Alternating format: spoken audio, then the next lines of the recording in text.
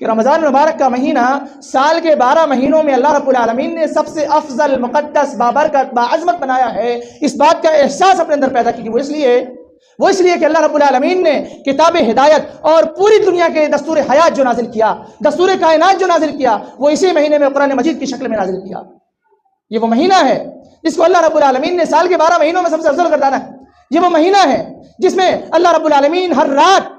رات کیا کرتا ہے؟ نہ جانے کتنے جہنمیوں کو جہنم سے آزاد کرتا ہے۔ یہ وہ مہینہ ہے جس میں اللہ رب العالمین نے ایک رات ایسی رکھی ہے جس رات میں اگر عبادت کر لی جائے تو وہ عبادت 1000 سال عبادت کرنے سے بھی زیادہ بہتر ہے۔